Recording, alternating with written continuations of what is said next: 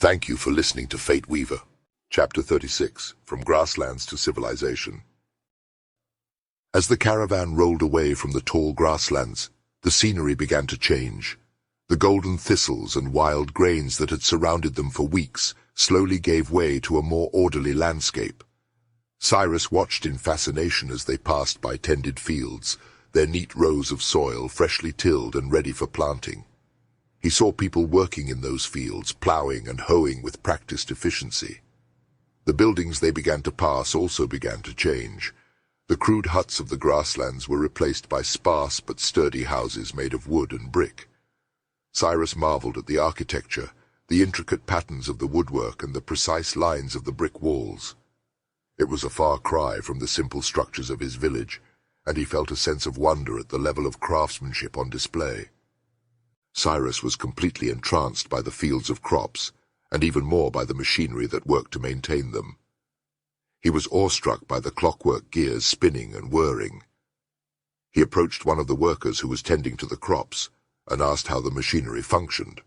The worker explained that it was all powered by a system of pulleys and gears, and that each piece had to be carefully maintained to ensure that the crops received the proper nutrients and water. Cyrus, a simple village boy who had never seen anything like the clockwork machinery before him, was completely mesmerized. He had always been fascinated by the concept of machines and how they worked, but he had never seen anything as intricate and sophisticated as the clockwork before him. As he watched the gears spin and the pipes and hoses twist and turn, he couldn't help but marvel at the ingenuity of it all. Cyrus was almost a genius when it came to understanding how things worked. Finding the system and being under the tutelage of Queen had changed the way he saw the world. He could already understand how the machinery was able to pump water and fertilizers through the maze of pipes and hoses, and how it was able to maintain the fields of towering crops. But what truly amazed him was the fact that someone had been able to put it all together, to create such a complex and intricate system. As he watched, he felt a sense of wonder and inspiration wash over him. He knew that he wanted to learn more about the clockwork and how it functioned, and he couldn't wait to see what other amazing inventions lay in store for him on his journey. For Cyrus, the world was full of possibility and wonder, and he was excited to explore every inch of it. As they continued on, the signs of civilization became even more pronounced. They passed through small towns and villages, bustling with people going about their daily lives. Cyrus was amazed by the sheer variety of goods on offer, from exotic spices to finely crafted tools and clothing. It was a world of abundance and opportunity, and he couldn't help but feel a sense of excitement at the possibilities that lay ahead. Cyrus looked out at the sprawling caravan before him. He marveled at the sheer size of it. He had never seen so many wagons in one place before, and the sight was both impressive and daunting. The sun beat down on the caravan, casting long shadows across the fields and making the air shimmer with heat. Suddenly, Cyrus's attention was drawn to movement at the front of the caravan. His heart raced as he realized that they were being attacked by bandits. He could see the chaos and confusion as the caravan workers struggled to defend themselves against their attackers. Cyrus knew that he had to act quickly if he was going to make a difference. There was no way anyone from the middle section could make it all the way to the front to assist the defenders of the caravan. Even less of a chance that anyone from the back could help, that is, anyone except Cyrus. Cyrus felt his heart racing as he watched the chaos unfolding up ahead. The caravan was under attack, and he knew that every second counted. Without hesitation, he closed his eyes and focused his mind on his phase shift ability. The power allowed him to move from one point to another in a short time frame. With a deep breath, he concentrated on the roof of one of the wagons in the midst of the battle, and felt an odd sensation wash over him. His hands melted away into dust, and he watched in amazement as his vision slowly faded to black. When his vision returned, he found himself standing on the roof of the wagon, surrounded by the sounds of battle. He could feel the tension and urgency in the air as the caravan workers fought to protect their supplies. He pulled his hood over his head, took a deep breath, and prepared to do his part in the fight. His aerokinesis would be an invaluable asset, and he knew that he couldn't let his caravan family down. Cyrus stood there for a moment, taking in the chaos and noise around him. He was not scared, but rather excited to use his newfound abilities to help the caravan workers. He could not help but think of what may have happened to his real family, those from his village that mysteriously disappeared. He could not be there to protect them, but he had been accepted by these people and refused to let them meet a similar fate. As he looked around, he noticed that the bandits were all human. He couldn't help but feel a little odd, knowing that he would harm these men in order to defend himself and the others. But then he remembered something that Miranda had said to him during their training. Those who choose to do harm to others have made their decision, and must face the consequences. This thought gave him a newfound sense of confidence and determination. He knew that he had to do whatever it took to protect the caravan workers and their supplies. With this in mind, Cyrus pulled his hood over his head and prepared to use his abilities to the fullest. He donned his temporal goggles and felt a surge of power within him as he focused his mind on the air currents around him, feeling them shift and swirl with his every thought. He knew that he was capable of great things, and that he had to use his powers to make a difference in this world.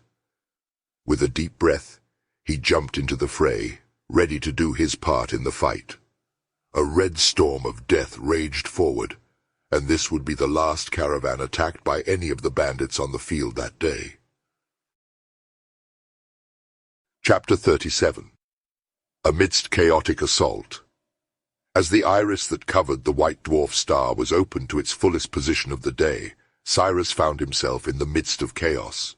The once peaceful caravan was now under siege as a group of vicious bandits charged forward, eager to plunder their valuable supplies. The air was thick with tension, and the smell of fear was palpable. It was obvious who was in charge of this band of brigands. He was large and seemed to be the best fighter. Plus, he was screaming orders to his 20-something men, each of which was armed to their teeth with a variety of weaponry. The caravan guards were not outnumbered, but they were severely outmatched. The young but determined Temporal Warrior stood on top of one of the forward wagons. His eyes narrowed, knowing that he would soon rage against this advancing horde of criminals. Cyrus momentarily focused on the leader of the bandits. He wore a sinister grin on his face. Cyrus took a deep breath, feeling the powerful new energy within him surge, ready to be unleashed. With a flick of his wrist, Cyrus concentrated his energy into creating a series of small, controlled explosions near the head of the closest bandit. The blasts erupted with bursts of invisible force, sending shock waves rippling through the air. The bandit leader clutched his ears in agony, his face contorted in pain as he reeled from the sudden and unexpected concussion wave. Cyrus could hardly believe the intensity of his newfound ability. He felt a surge of disappointment as he realized that it required only an extremely large amount of willpower to perform such a powerful act. He knew that he was not nearly as strong as he could be, but the potential within him was immense. This was the difference between having the actual ability and simply learning to manipulate it. Miranda was right. There was a cost, and he felt drained. As the remaining bandits continued their relentless charge, Cyrus was unfazed. He channeled his energy once more, this time creating violent gusts of wind that swept towards the bandits. They stumbled forward in a tangled heap, slightly disoriented from the assault. The effects were not quite those of mythic proportions, but they gave the caravan guards the slight edge that they needed. Seeing the obvious pause in the forward motion of the bandits, Cyrus jumped off the wagon and drew his twin crescent blades. He followed his future shadow into the midst of the battle, blood erupting next to him with every step that he took. He once again lost himself to the time stream, and allowed his body to follow the movements that the future had designed for him. It had only been a few days since the last time he let his mind go like this, and he realized that it was becoming much easier. He was surprised that his mental acuity was left free to notice other aspects of the battlefield. He decided to use his temporal velocity, and suddenly the amount of space that he could cover in 8 to 10 seconds became much larger. He could see his future shadow streak across the field, along with the dozen images of the enemies. He saw a way to quickly end this entire fiasco. As his body went through the motions of wreaking havoc at twice the speed of his normal havoc wreaking, Cyrus concentrated a small amount of his new aerokinesis powers directly on the inside of each bandit's palm. One after another, their weapons were thrown out of their hands in surprise. The caravan guards did not miss this opportunity, and most of the bandits went down instantly.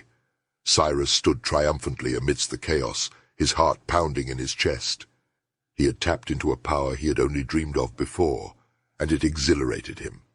As he gazed upon the defeated bandits, he knew that he had only scratched the surface of his abilities, and with each passing day he would grow stronger, more adept at harnessing the incredible potential within him.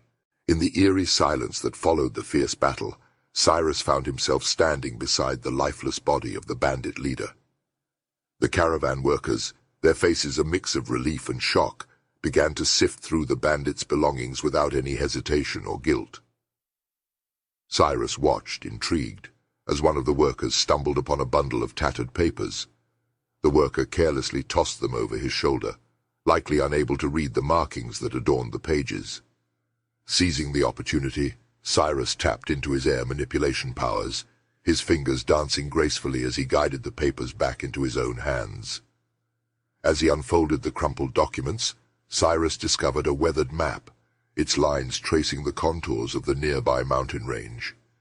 He could feel his pulse quicken as he studied the map, his eyes drawn to an enigmatic mark that seemed to indicate a hidden treasure or secret location deep within the mountains.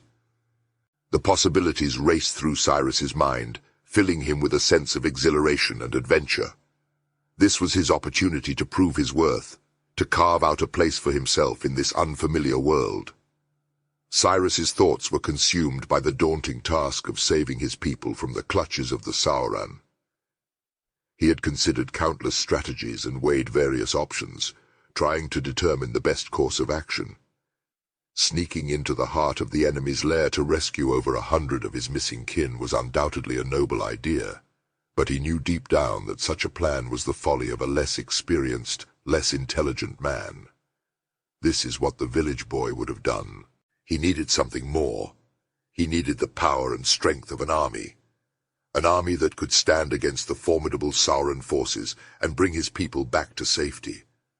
But for an army, he would need resources, and above all, gold. Gold to fund their weapons and supplies, gold to ensure their loyalty and dedication to the cause. As he pondered this, Cyrus reached for his dimensional storage. With great care, he placed the folded map inside, the map that promised hidden treasures and untold riches within the nearby mountains. He knew that where there was treasure, there would undoubtedly be gold. Chapter 38. Just ignore it. Queen responds, "Congratulations, you completed another quest. Your experience points have been distributed." Cyrus knew that he still had a long journey ahead of him before reaching the next level of power, but he was eager to improve his skills and unlock new abilities. He was particularly fascinated by the potential of his aerokinesis techniques, the manipulation of the air around him to create powerful gusts, whirlwinds, and even miniature tornadoes.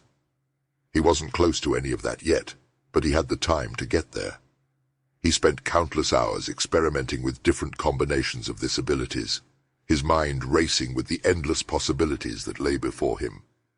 Each new discovery fueled his excitement and determination to master his powers. One recent breakthrough involved his temporal velocity ability, which allowed him to manipulate the passage of time around specific objects or events. Cyrus had discovered that he could slow down the expansion of the small explosions he created using his aerokinesis powers, giving him the opportunity to place 3 of them in the exact same location. The result was astonishing. By combining the force of the 3 explosions, their power was magnified exponentially, creating a shock wave of air that could knock down even the most formidable of foes.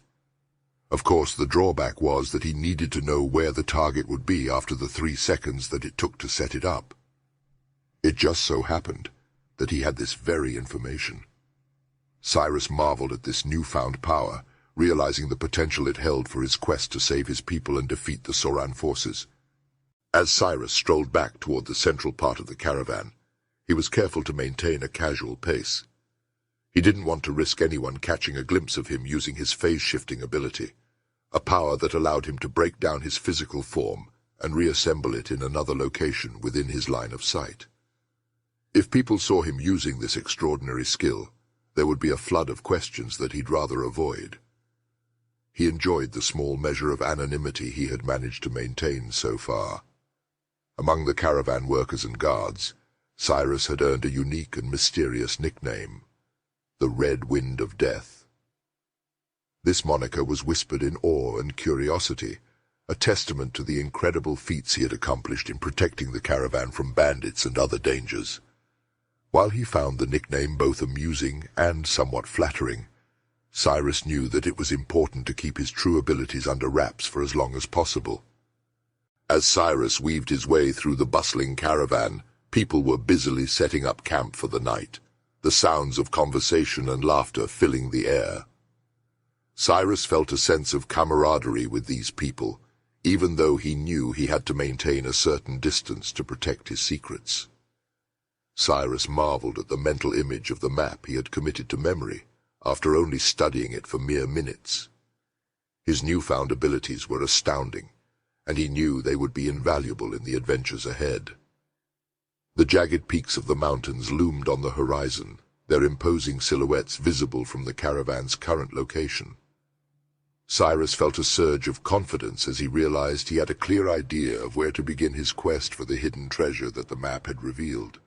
His heart pounded with excitement as he thought about the treasure that might be tucked away in the heart of the mountains, waiting to be discovered. Would it be ancient artifacts, glittering gold, or perhaps rare and powerful weapons? The possibilities were endless, and Cyrus could barely contain his eagerness to embark on this new adventure. Just as this thrilling thought crossed his mind, a melodic chime rang out in his head, signaling the beginning of a new quest. The sound was familiar, yet it still managed to catch him off guard every time. Queen, his ever-present AI companion, chimed in with her soothing voice. "You have activated a new quest, Cyrus. We will find this treasure." Cyrus began to feel a rush of anticipation as he listened to Queen, wondering what challenges and rewards this new quest would bring. He then realized that she had not asked him to accept the quest. She had accepted it for them. This confused him because he thought she'd explained that he needed to accept the quest so that... The thought was paused as he approached his own modest wagon and saw two large shadows looming at the steps to his cabin. The shadows were all too familiar. He knew exactly who cast shadows that large. He could smell the muscle and the stupid from 3 wagons away. He was sure that he had made his point clear to Clang and Service when he chopped off their testicles in front of the entire caravan. He had killed many men today, and he was ready to rest. But if these men came to ask him to finish what he started, he would oblige them. He waited for Queen to start a battle quest, but the chime didn't ring. He thought something may be wrong with the AI. She had been acting more weird than usual of late. He could not investigate that right now. He was running low on willpower from the fight earlier, but he didn't think it would be necessary for these two. Chin up, shoulders back, he walked proudly up to his wagon, knowing that his foresight would warn him of any movements that the 2 men would make. He chuckled to himself at the thought. What exactly were they at this point? They weren't men anymore. Queen responds, "They are known as eunuchs." Cyrus ignored her for now, needing to concentrate on the situation at hand. As he got closer, both large men saw him approach, and his eyes met theirs. He saw no animosity in either Clang or Service, and they each bowed their head, placed a fist on their hearts, and dropped to a knee. Cyrus stopped dead in his tracks. He had no idea what he was supposed to do in this situation. So he ignored them and went inside his cabin. He closed the door behind him, and then summoned Queen to see if she could enlighten him on what the hell was going on. Thank you for listening to Fate Weaver by Elias T. Least. Feel free to subscribe to the channel for exclusive original works from this author. All donations and proceeds from this work go directly to him. Cash App $EliasLeast. Copyright 2023.